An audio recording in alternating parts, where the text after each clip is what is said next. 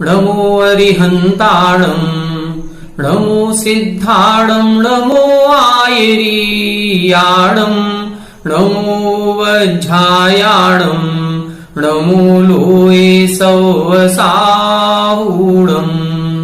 मोक्षमार्गस्य नेतारं भेत्तारं कर्मभूभृतां ज्ञातारं विश्वतत्त्वानां वंदे तत्गुणलब्धये। 1008 श्री मूलनायक आदिनाथ भगवान की जय। द्वासांग जिनवाणी माता की जय। आचार्य श्रेष्ठ आचार्य गुरुवर श्री 108 पूज्यपाद स्वामी महाराज की जय। आचार्य श्रेष्ठ आचार्य गुरुवर श्री 108 विद्यासागर जी महाराज की जय।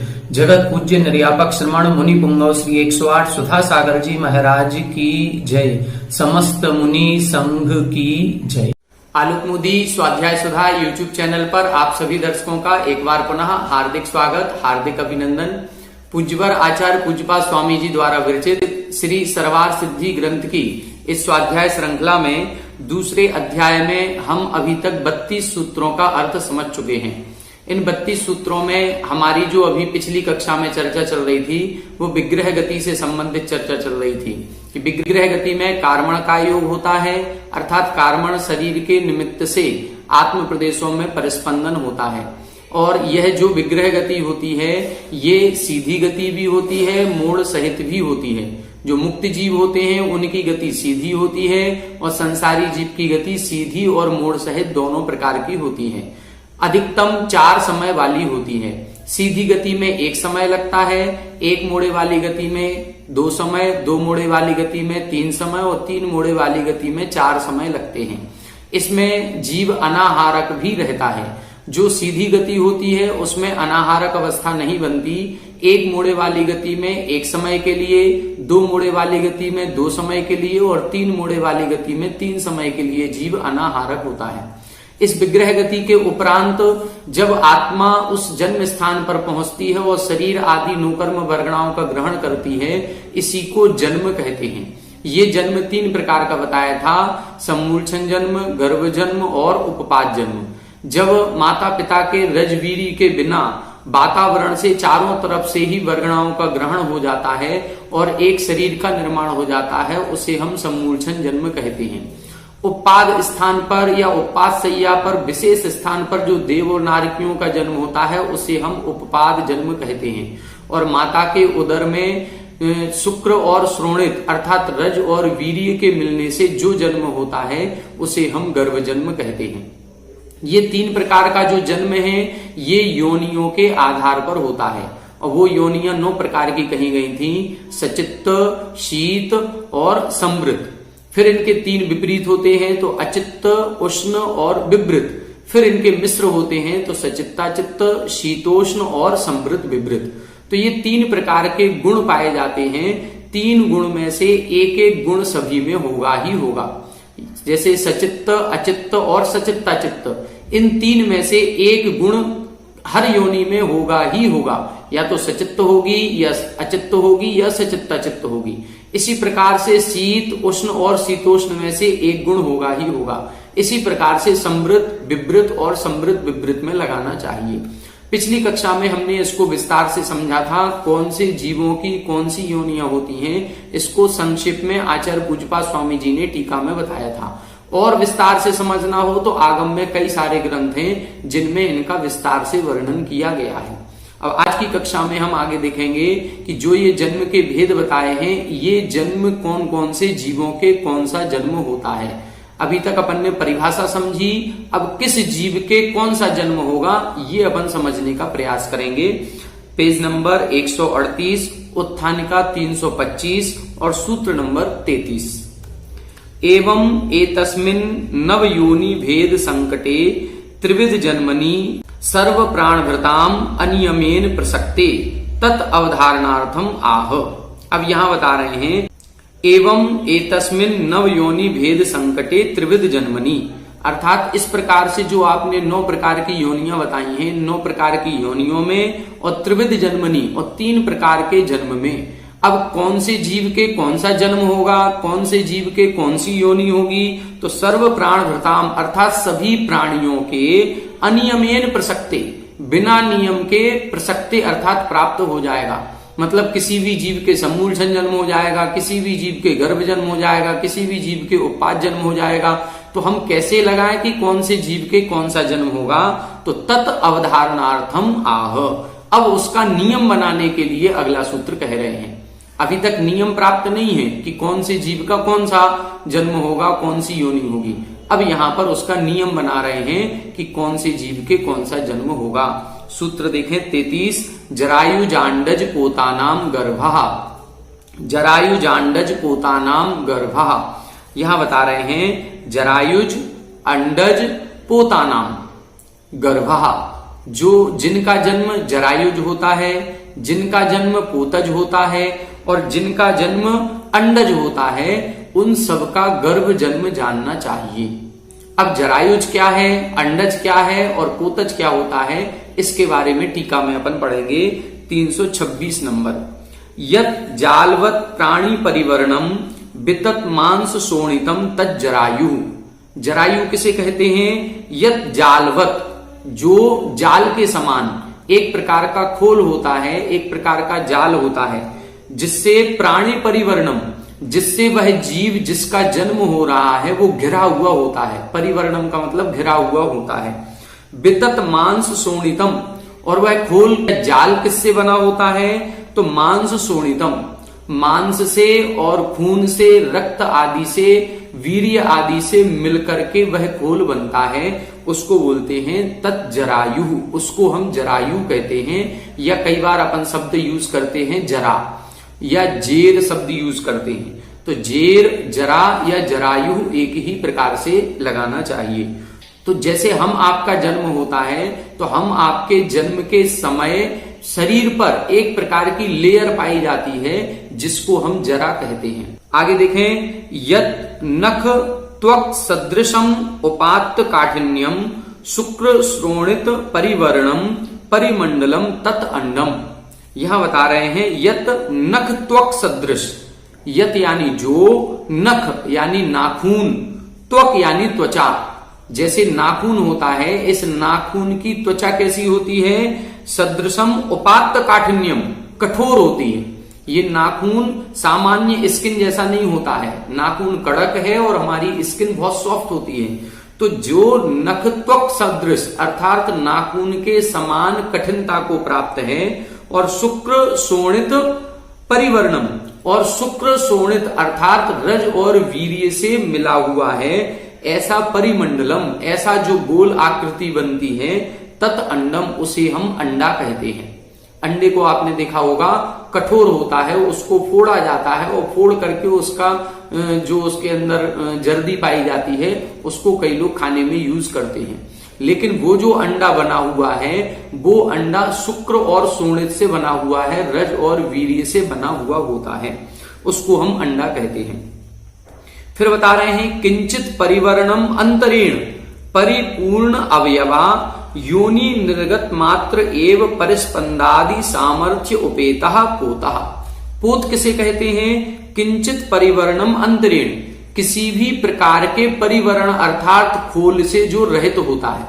जैसे जरा में जो बताया था, जरा में भी एक प्रकार का खोल है, लेकिन वो बहुत सॉफ्ट होता है, उसको जरा कहते हैं।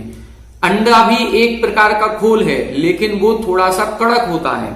लेकिन यहां बता रहे हैं कि किंचित परिवर्णम अंतरीण, किसी भी प्रकार के खोल या जरा या अंडे से जो रहित है, अंतरीणम का अर्थ रहित होना।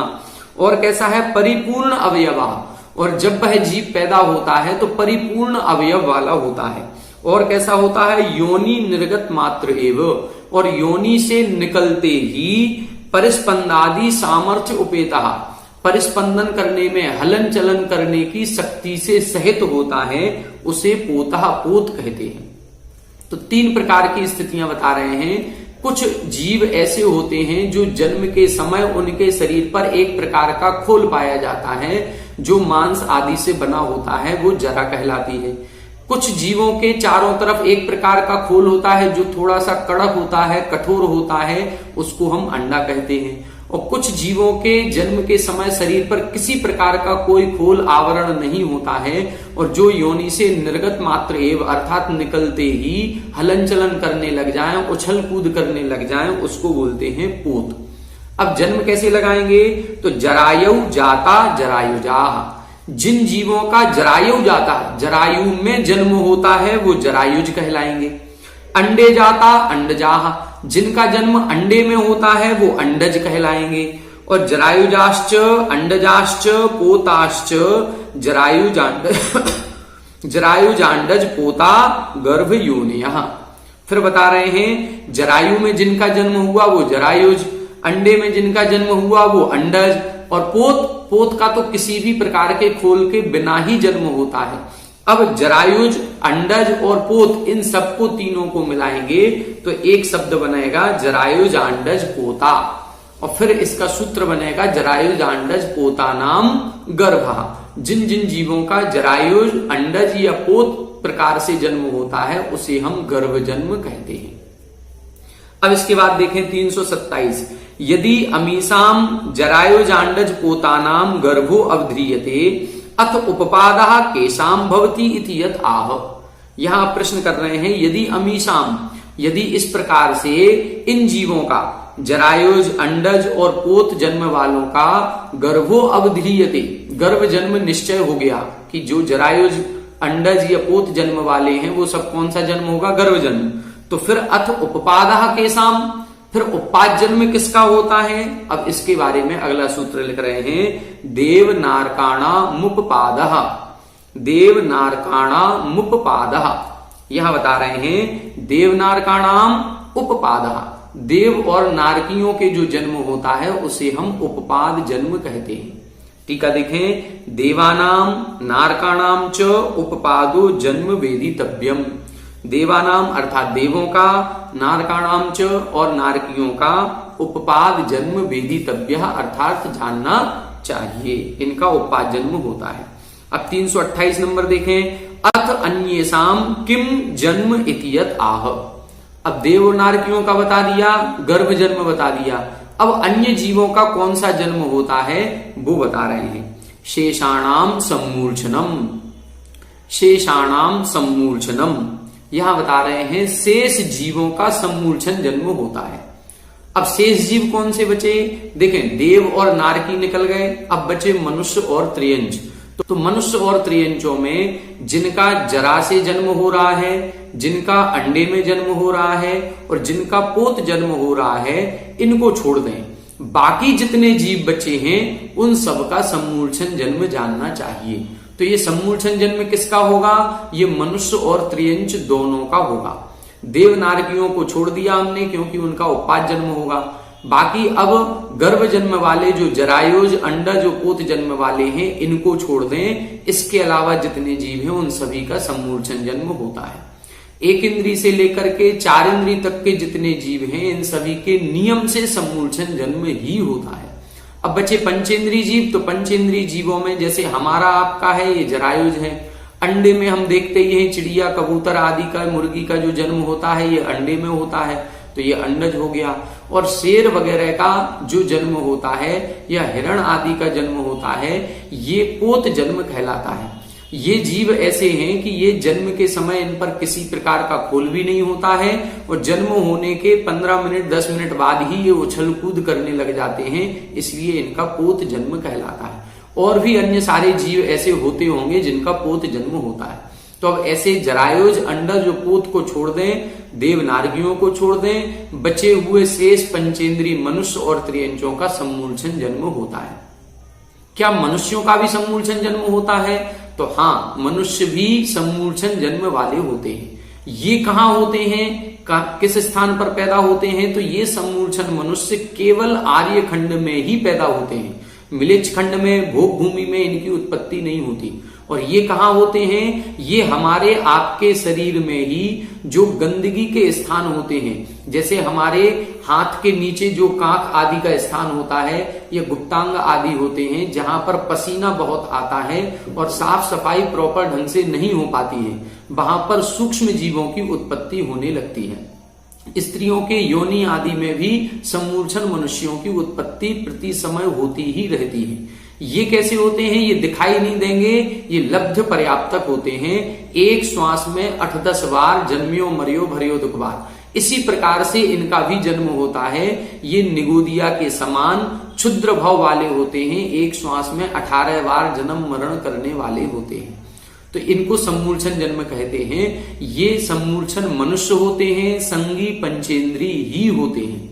ठीक है, इस प्रकार से जानना चाहिए। अब टीका देखें 329 नंबर की।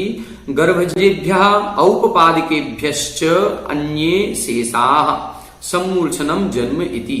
गर्भजेभ्यः अर्थात गर्भज को छोड़ दें, जरायुज अंडज और पोत जन्म वालों को छोड़ दें, और औपपादिकेभ्यः और उपपाद जन्म वाले देवनारिकियों को छोड़ दें। इनको छोड़ करके अन्य शेषाः, जो अन्य बचे हुए जितने जीव हैं वो शेष कहलाएंगे, और उनका सम्मूर्छनम जन्म इति, उनका सम्मूर्छन जन्म होता है। एते त्रयोपि योग नियमार्थः, ये जो तीनों जन्म वाले हैं ये नियमार्थः, ये नियम बताने वाले हैं। किस प्रकार का नियम? उभयतो नियमश्च द्रष्टव्यः, ये जो भी नियम बनाने वाले हैं ये दोनों प्रकार से नियम इनका बनेगा। दोनों प्रकार से कैसे बनेगा? इन्होंने बताया है जरायुज अंडज पोतानाम एव गर्भः, गर्भ एव च जरायुज अंडज पोतानाम, दोनों प्रकार से नियम बनाना है। जिनका जरा में जन्म होता है, अंडे में जन्म होता है और पोत जन्म होता है, उनका ही गर्भ जन्म होता है, और जिनका गर्भ जन्म होता है उनका जरायुज अंडज और पोत जन्म होता है। दोनों प्रकार से जो जरायुज अंडज और पोत वाले हैं वो गर्भ जन्म वाले हैं, और गर्भ जन्म जिनका होगा वो या तो जरा से उत्पन्न होंगे या अंडे में उत्पन्न होंगे या पोत जन्म वाले होंगे। इसी प्रकार से देवनारकाणाम एव उपपादः, देव और नारकियों का ही उपपाद जन्म होता है, और उपपाद एव च देवनारकाणाम, और उपपाद जन्म ही देवनारकियों का होता है। देव और नारकियों का उपपाद जन्म ही होता है, और उपपाद जन्म ही देवनारकियों का होता है। देवनारकियों का गर्भ सम्मूर्छन जन्म नहीं होता। इसी प्रकार से शेषाणाम एव सम्मूर्छनम, और सम्मूर्छनम एव शेषाणाम इति, शेष जीवों का सम्मूर्छन जन्म ही होता है और सम्मूर्छन जन्म ही शेष जीवों का होता है। इस दोनों प्रकार से इस नियम को लगा लेना चाहिए। अब आगे देखें 330 नंबर, यहां तक जन्म की चर्चा पूरी हो गई। 3-4 सूत्रों में बताया जन्म 3 प्रकार का, सम्मूर्छन, गर्भ और उपपाद जन्म। फिर गर्भ जन्म किसका है? जरायुज अंडज और पोत जन्म वालों का गर्भ जन्म, देवनारकियों का उपपाद जन्म, और इन सभी को छोड़ने के बाद जो शेष बचे हुए जीव हैं उनका सम्मूर्छन जन्म होता है। अब देखें 330 नंबर, तेषाम पुनः संसारिणाम त्रिविध जन्मनाम आहित बहु विकल्प नव योनि भेदानाम शुभाशुभ नाम कर्म विपाक निर्वर्तितानि बंद फलानुभवन अधिष्ठानानि शरीराणि कानि इतियत आह। यहां बता रहे हैं तेसाम पुनः संसारिणाम, अब उन्हीं संसारी जीवों का, जिन संसारी जीवों की चर्चा पहले की 3 प्रकार के जन्म से, जो त्रिविध जन्मनाम आहित, जो 3 प्रकार के जन्मों से सहित हैं, और बहु विकल्प नव योनि भेदानाम, और जिनके अनेक भेद हैं, ऐसी 9 प्रकार की योनियों के भेद से जो सहित हैं।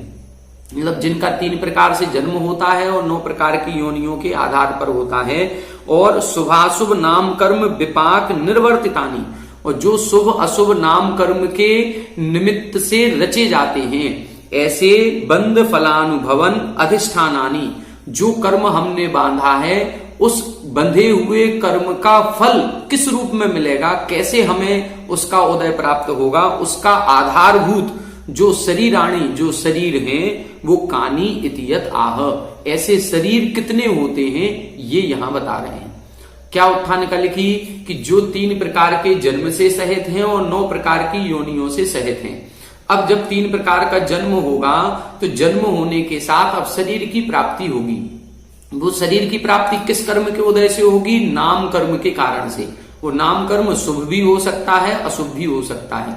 और जब नाम कर्म से जो शरीर की रचना होगी, ये शरीर ही प्रमुख आधार है कर्मों के फल को भोगने का।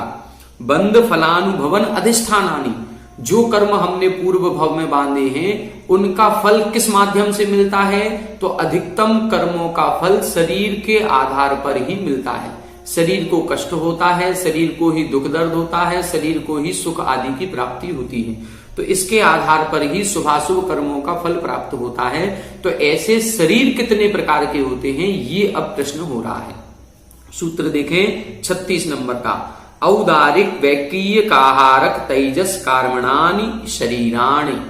औदारिक वैक्रीय काहारक तेजस कर्मणानि शरीराणि। यहां बता रहे हैं शरीर 5 प्रकार के होते हैं। औदारिक, वैक्रियक, आहारक, तेजस और कार्मण। ये 5 प्रकार के शरीर हैं। शरीर को सभी में लगाएंगे। औदारिक शरीर, वैक्रियक शरीर, आहारक शरीर, तेजस शरीर और कार्मण शरीर। अब ये 5 शरीर क्या कहलाते हैं? तो उत्थान का देखें 331। विशिष्ट नाम कर्मोदय आपादित वृत्तीनि शीर्यन्ते इति शरीराणि। शरीर किसे कहते हैं? विशिष्ट नाम कर्म के उदय से प्राप्त वृत्तिनी, जिनकी रचना होती है, और शीर्यन्ते अर्थात जो गल जाते हैं, नष्ट हो जाते हैं, उसे शरीर कहते हैं। शरीर किससे प्राप्त होता है? विशेष नाम कर्म के उदय से ही ऐसी वर्गणाएं मिलती हैं जिनसे शरीर बन जाता है। और फिर जब मरण होता है तो ये शरीर की वर्गणाएं अपने आप ही विच्छेद को प्राप्त हो जाती हैं, उसको शरीर कहते हैं। औदारिकादि प्रकृति विशेष उदय प्राप्त वृत्तीनि औदारिकादीनि। ये नाम कैसे बनेगा? कि औदारिक शरीर, व्यक्तिगत शरीर, आहारक शरीर। तो इन्होंने लिखा औदारिक आदि प्रकृति विशेष उदय आपादित। जब नाम कर्म के भेद पढ़ेंगे तो 93 भेद हैं। उसमें एक कर्म प्रकृति है शरीर नाम कर्म। उस शरीर नाम कर्म प्रकृति के 5 भेद होते हैं। औदारिक शरीर नाम कर्म, वैक्रियक शरीर नाम कर्म, आहारक शरीर नाम कर्म, तेजस शरीर नाम कर्म और कार्मण शरीर नाम कर्म। तो इसी प्रकार के कर्म के उदय से प्राप्त, मतलब औदारिक शरीर नाम कर्म का उदय होगा तो औदारिक शरीर मिलेगा, वैक्रियक शरीर नाम कर्म का उदय होगा तो वैक्रियक शरीर मिलेगा, आहारक शरीर नाम कर्म के उदय से आहारक शरीर की रचना होगी, तेजस शरीर नाम कर्म के उदय से तेजस शरीर की रचना होगी। इसी प्रकार से लगाना चाहिए। अब इधर बता रहे हैं किसे कहते हैं, अब इनका शाब्दिक अर्थ बताएंगे। तो उदारम स्थूलम, उदार शब्द से औदारिक बनेगा।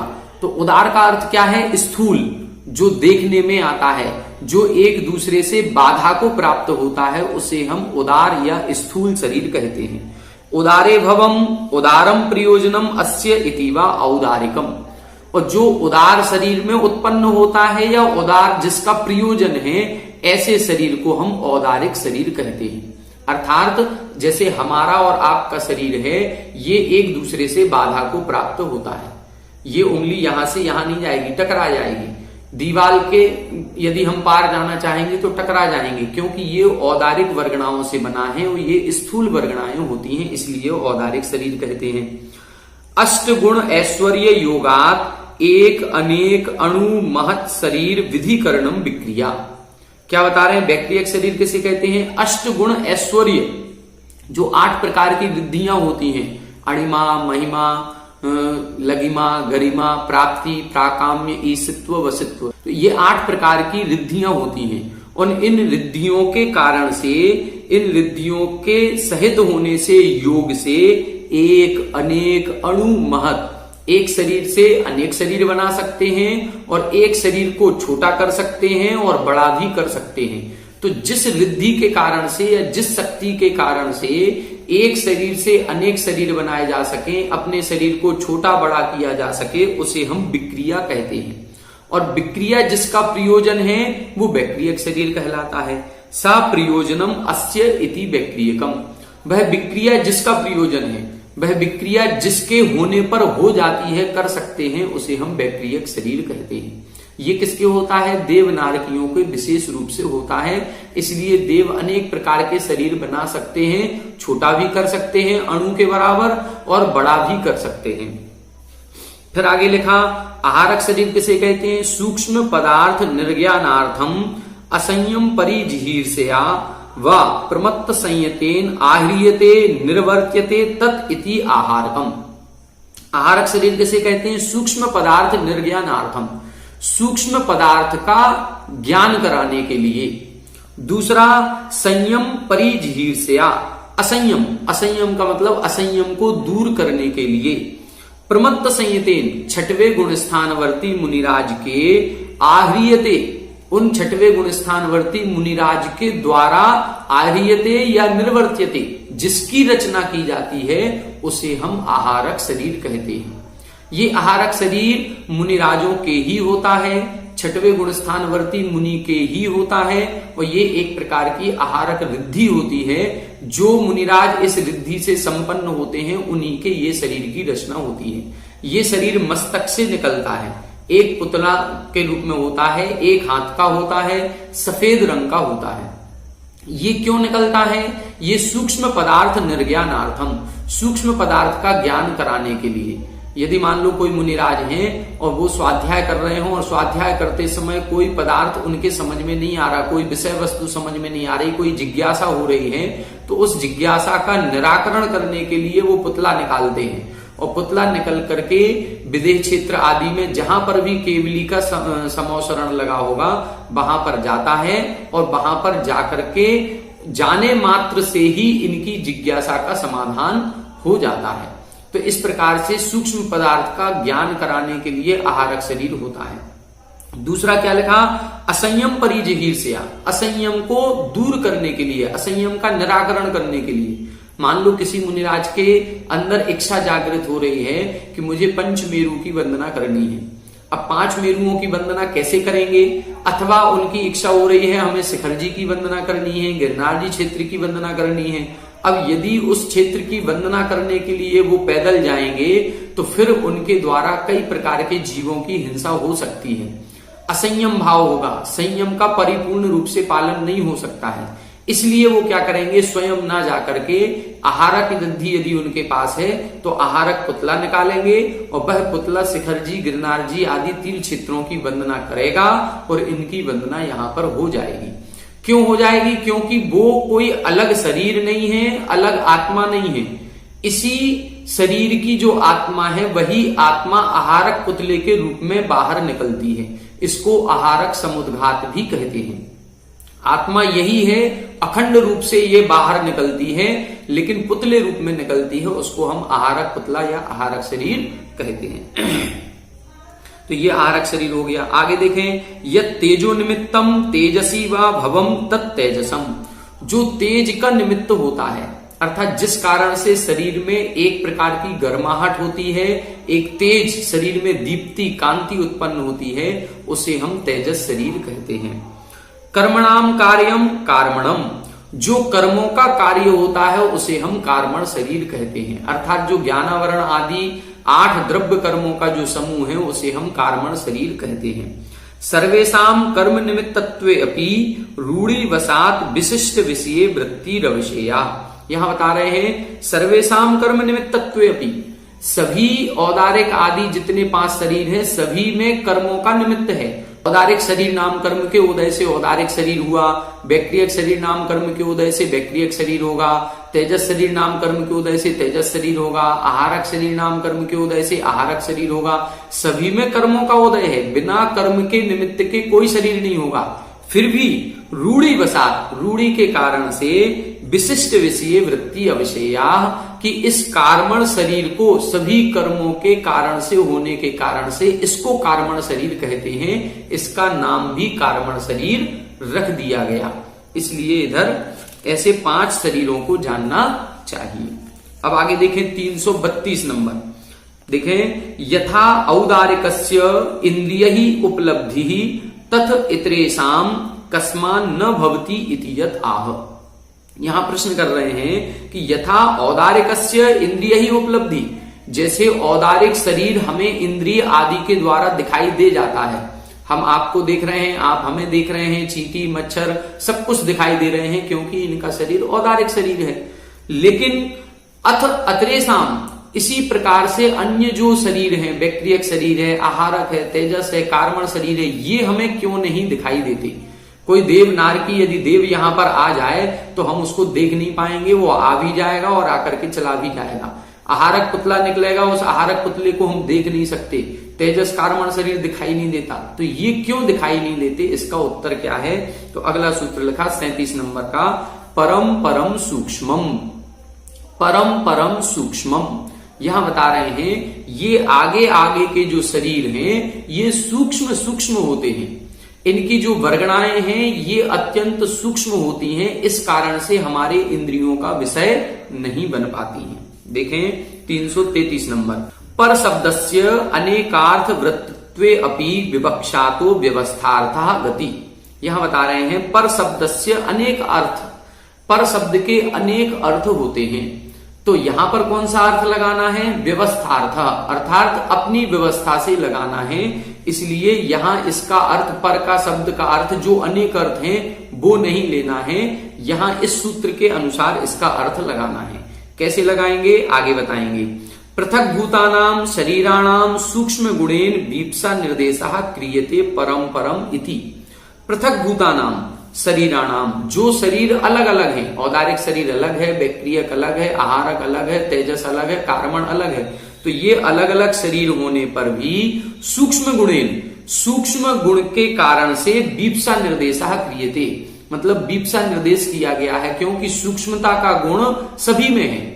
औदारिक से बैक्टीरियक सूक्ष्म, बैक्टीरियक से आहारक सूक्ष्म, आहारक से तेजस सूक्ष्म और तेजस से कार्बन सूक्ष्म, तो सूक्ष्म का गुण सभी शरीरों में पाया जा रहा है। भले शरीर अलग अलग हैं, लेकिन सूक्ष्मता का गुण सभी में होने के कारण से यहां पर वीप्सा निर्देश किया। वीप्सा का मतलब होता है दो बार कहना, परम परम, ये दो बार कहा। तो दो बार क्यों कहा? इसलिए कहा क्योंकि औदारिक से ये बाकी चारों शरीर सूक्ष्म नहीं है। यदि एक बार लिखते परम सूक्ष्मम तो ऐसा हो जाता कि औदारिक शरीर स्थूल है, बाकी ये चारों शरीर सूक्ष्म है। लेकिन अब अर्थ क्या निकलेगा? औदारिक से बैक्टीरियक सूक्ष्म है, बैक्टीरियक से आहारक सूक्ष्म है, आहारक से तेजस सूक्ष्म है और तेजस से कार्बन शरीर सूक्ष्म है। ये उत्तरोत्तर और सूक्ष्मता दिखलाने के लिए यहां दो बार परम परम शब्द लिखा गया है। देखें, औदारिकम स्थूलम, औदारिक शरीर तो स्थूल है, पहले बताया था। उदारम स्थूलम उदारे भवम उदारम यस्य प्रयोजनम इति औदारिकम, तो जो उदार है वो तो स्थूल हो गया। ततः सूक्ष्मम बैक्टीरियकम, उस औदारिक शरीर से सूक्ष्म कौन सा है? बैक्टीरियकम। ततः सूक्ष्मम आहारकम, मतलब उस बैक्टीरियक शरीर से भी सूक्ष्म आहारक शरीर। ततः सूक्ष्मम तेजसम, उस आहारक से भी सूक्ष्म तेजस। और तेजसात कार्बणम सूक्ष्मम इति, और तेजस शरीर से कार्बन शरीर सूक्ष्म सूक्ष्म होता है। इस प्रकार से यहां पर अर्थ लगाना चाहिए। तो आज की कक्षा में हमने 4-5 सूत्र देखे। सबसे पहले तो जन्म का निर्धारण किया कि कौन से जीव के कौन सा जन्म होगा। पहले बताया कि जिनका जरायुज, अंडज और पोत जन्म होता है वो गर्भ जन्म वाले कहलाते हैं। देव और नारकियों का उत्पाद जन्म होता है। अब देवनारकी और गर्भ जन्म वालों को छोड़ दें, बाकी शेष बचे हुए जीवों का समूर्छन जन्म होता है। फिर इन जन्मों के द्वारा जो शरीर प्राप्त होता है वो शरीर 5 प्रकार का बताया। औदारिक, बैक्टीरियक, आहारक, तेजस और कार्बन, ये पांचों की परिभाषा बताई और इनकी विशेषता बताई कि ये पांचों शरीर उत्तरोत्तर सूक्ष्म सूक्ष्म सूक्ष्म होते हैं। अब और क्या विशेषता इन शरीरों की होती है, इसको हम आगे की कक्षा में आगे के सूत्रों में पढ़ेंगे। आप सभी हमारे साथ बने रहें। सभी को जय जय।